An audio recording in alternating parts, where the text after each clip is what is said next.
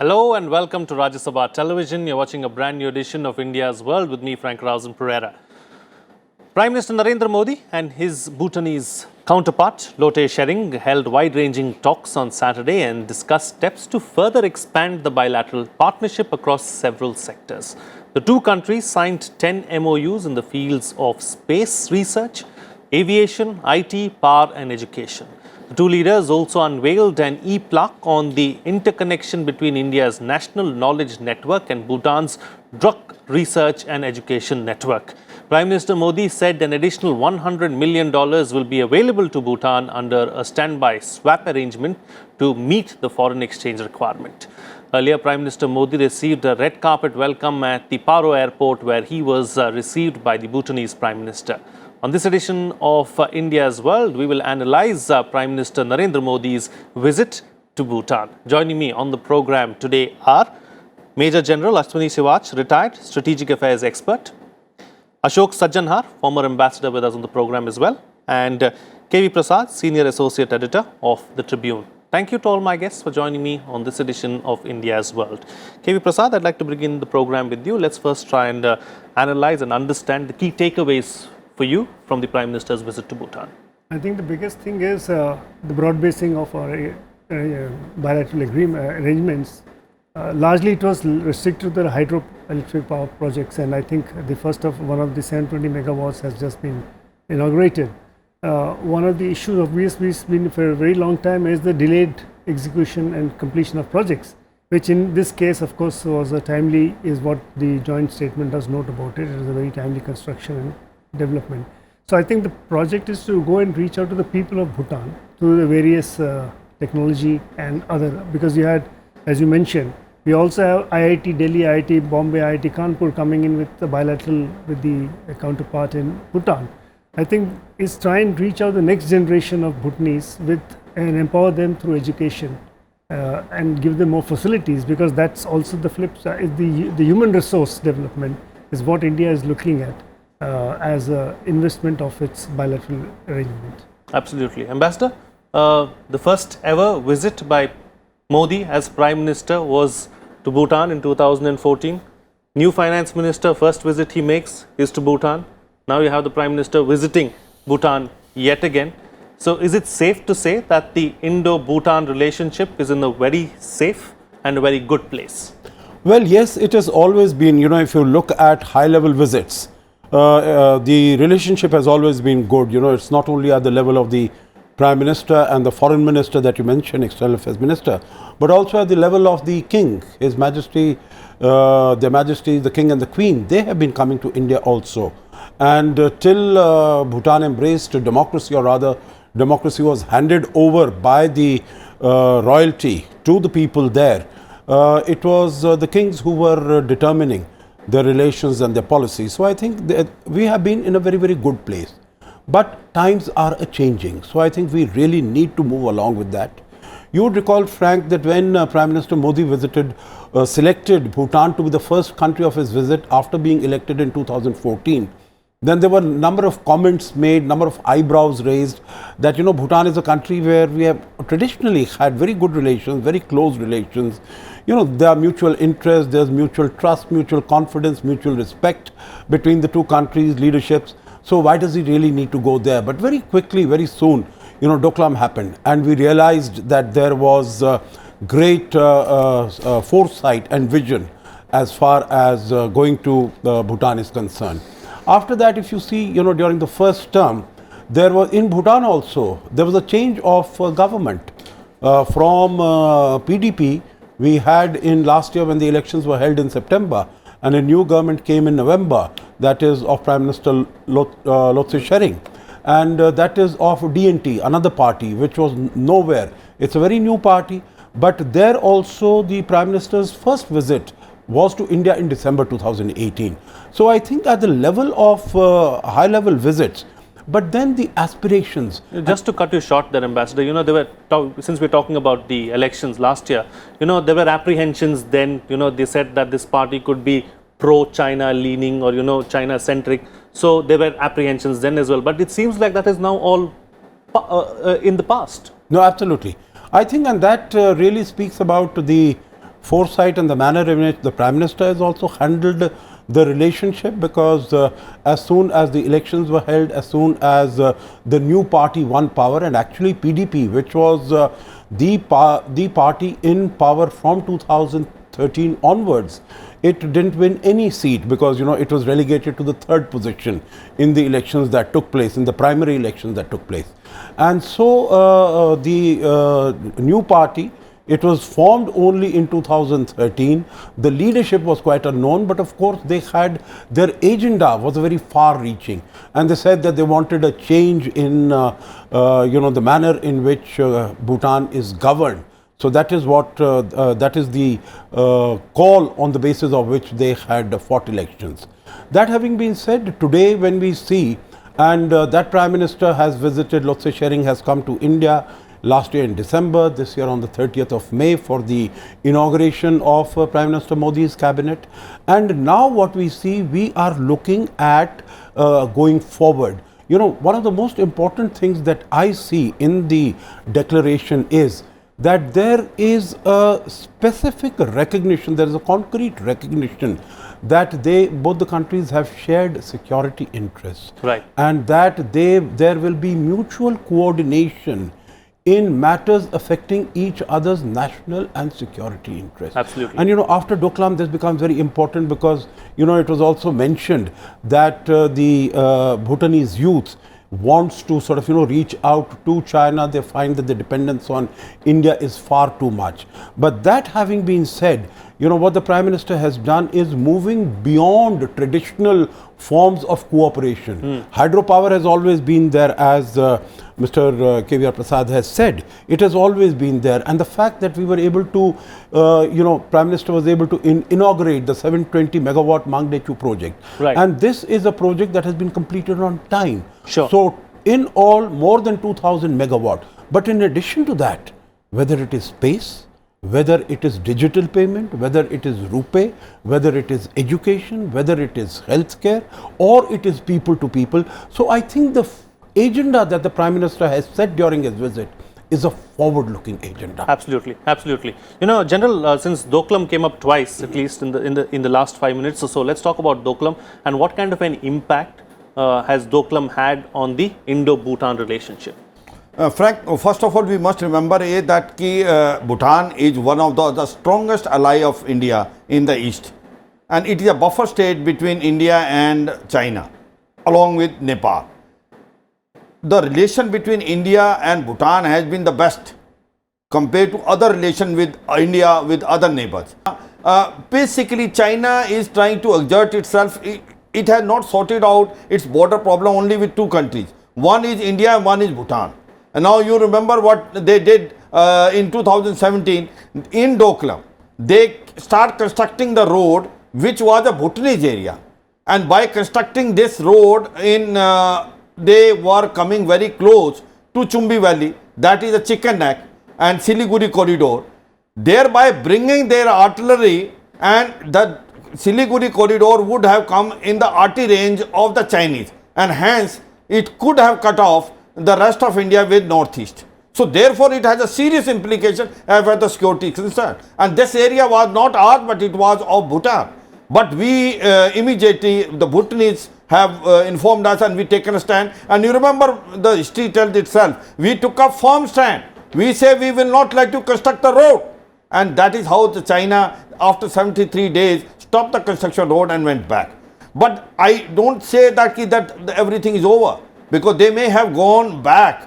But this Jhampuri Ridge, where they have gone back, there is a provision of coming to east and again coming. So my point is, as far as Bhutan and India is concerned, our strategic interest is very high. Right. And therefore, anything happening in Bhutan will have a serious implication on India. Sure. Now, Bhutan has been very careful on that issue. See, it has been always sort of cooperating. Now, 2-3 corporations which I will tell you, that they are aware of our sensibilities, including even Belt Road Initiative. They are one of the countries which are standing with India and have not participated in the second, you can say, the inauguration of the Belt Road Initiative, where most of the country, including Nepal, Bangladesh and other neighboring countries have gone. So today one can say, as far as Bhutan is concerned, it is the strongest ally of India, but we have to take it with a care.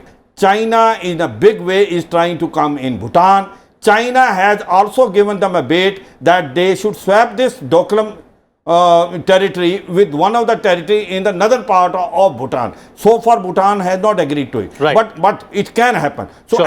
and China in a big way is now coming in a big investment, east-west Bhutan corridor.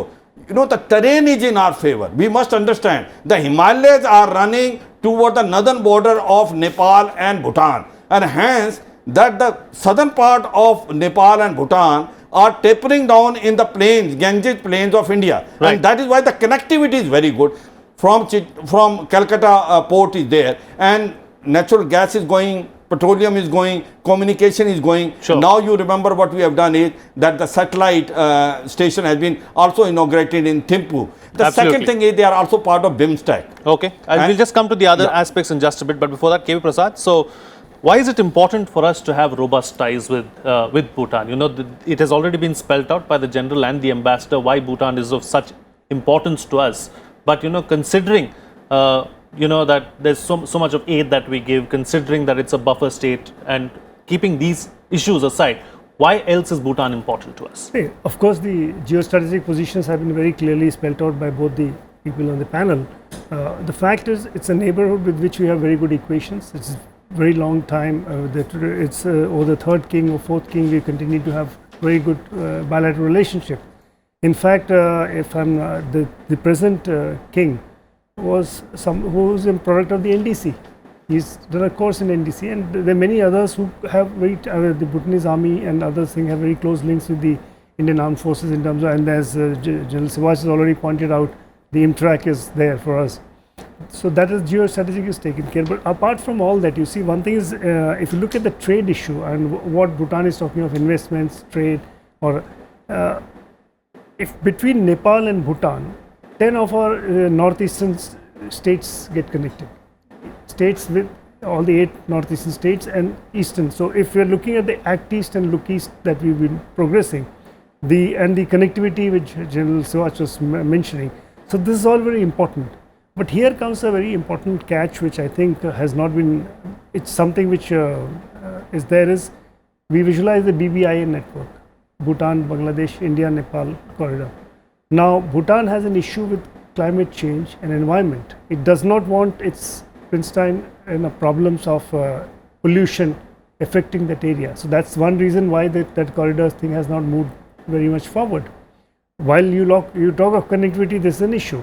And that climate change can also have an impact on the food security of Bhutan. There's a land scarce, 8% I think, and more than 58% of the population would be dependent on agriculture or water. So there are issues that Bhutan needs to address, and India, I think, moves in to try and address some of the technology challenges that Bhutan faces, and also these challenges that are cropping up. So these are the other factors which a state like country like Bhutan is facing, and India being a close ally, a close friend, is obviously wants to promote that to address those challenges. Absolutely. So, Ambassador, are there any areas of the relationship that need special attention, do you think? You know, Frank, many of the areas have been underlined, have been emphasized, have been highlighted by the Prime Minister during his visit. And in fact, some of these issues were also taken up when the Bhutanese Prime Minister visited India in December last year. Because, you know, he had come to power on the slogan, narrowing the gap between the rich and the poor. And also in terms of the fact, you know, that there is a huge debt that Bhutan is having with India, and it wants to reduce the debt. And in that sense, what it wants is basically to go in more for trade rather than for aid. So, you know, couple of areas, new areas that have huge potential and possibilities. One is, of course, the area of space. You know, that is also an area, that's a sector that the Royal Majesty of Bhutan has been very keen about.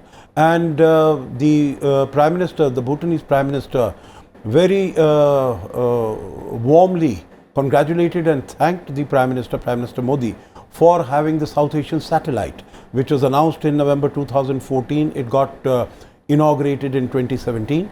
And then what they said is that it is helping Bhutan in a very big way, both in terms of reaching out, whether it is the Bhutanese Broadcasting Corporation or it is in terms of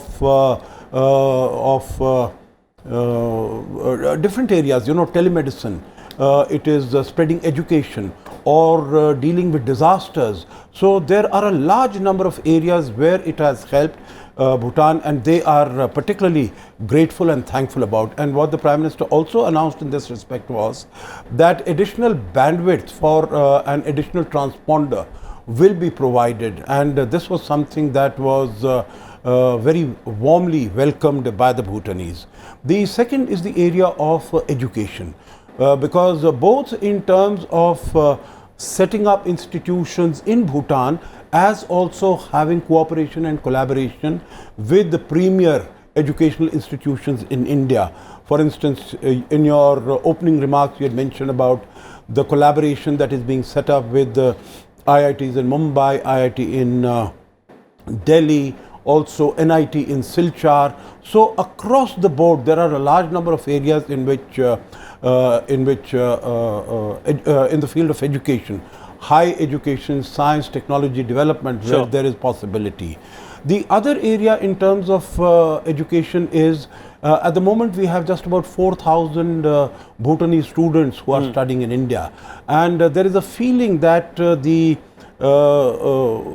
from the royalty or the nobility who earlier used all to come to India for higher studies, they are now going to the West.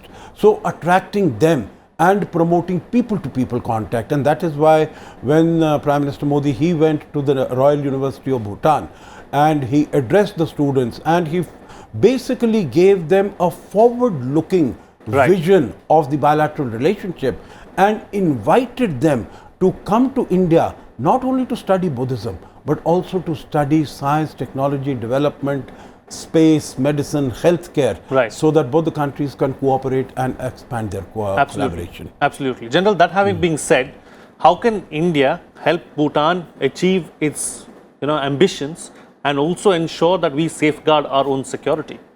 Absolutely correct. Frank, there is no denying the fact that as far as Bhutan is concerned, it is a very important nation for us because it is in between India and China. And China is coming in a big way. It has already swept, you can say that it come in a big way in Nepal. Now it is trying to come in a big way in Bhutan. So we should be alert and live to that. And we have to make sure that sensitivity of Bhutan are taken care of. Now these hydro projects are there. You remember that by 2021, we intend to make almost 10,000 megawatt of hydro power which will be generated from Bhutan. And the fourth of this is to be bought by India, because this is where we can reduce the trade deficit as far as Bhutan is concerned. As far as the defense is concerned, 2-3 issues are very important. One is the Bhutanese army has a total signature of Indian army. All officers and men are trained here, especially the officers. They come in National Defense Academy, Indian Military Academy and Officer Training Academy. The training is done here, and in-house courses are also done in India. But of late there have been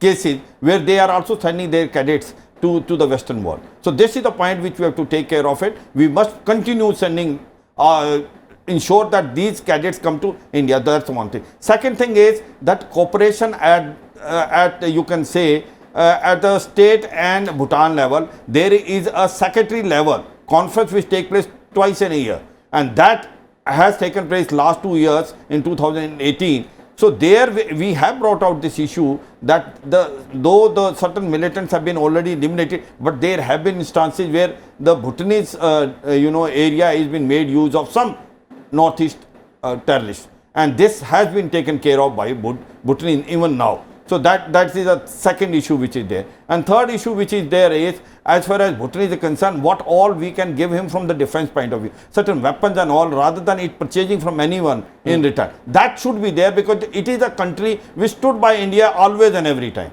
It is a very important country, part of BIMSTEC which we were discussing it, that it is standing with India when others countries were not standing. It is the strongest ally which is there. As far as Bhutan is concerned, we should also understand their sensibilities. That whatever are the sensibilities of Bhutan, we should take care of that. And we should ensure, as far as the Doklam is concerned, first, no Doklam type, incident should occur again. We should be proactive. Second thing is, now having said that the rumors were there, that China was trying to put pressure on Bhutan that they should give us the Doklam and they swap for this thing. We should not allow that. Sure. Because that has a strategic importance, because if it is allowed, then the Chinese are dominating the chicken corridor, which is very important for us, the connectivity between India, rest of India and Northeast. Absolutely. All right. Closing comments now from all my guests with the best way forward for the Indo-Bhutan relationship. KV Prasad, starting with you.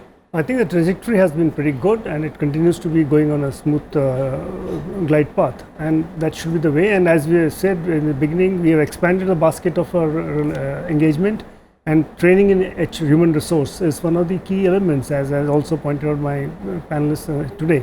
This is something you're investing in the future. So it's people to people, and it's also engaging the next generation, with many of them looking towards India for. And it's so close by, it's in the neighborhood, so it's much easier for them to travel. And adding to it is one important element is the launching of RuPay card. Now this makes life easier for both countries, because there you don't have to go in for this foreign exchange, so it's bilaterally accepted. So if your students community and others, the trading community, move in, so this is going to make things much more easier in terms of our bilateral relations. Ease of living internationally as well. Absolutely. Ambassador, those are the best way forward. Yeah, best way forward, basically, I think what are the issues and what are the themes that have been taken up by the Prime Minister, take them forward, keep looking at new areas, because, a couple of things that Bhutan is very sensitive about, one is it wants to, of course, develop and grow economically, but it also wants to protect its environment. So, how when we are talking about developing the infrastructure, promoting high-end tourism, not the backpack tourism, how that can be done in terms of bringing in clean technologies, in terms of, we have this trade support facility, 4,000 crores is to be given to Bhutan over coming 5 years. So how can the capacity in terms of export products, they can be developed, and many of these things can be taken in by India. India should be in a position to sort of, buy those items. And so I think whether it is digitization of payments, Prime Minister released the RuPay card, and now the Bhutanese banks are also being encouraged to be able to produce RuPay facilities, so that the Bhutanese tourists who are coming to India, they will also be able to use that. Then the use of the application BHIM,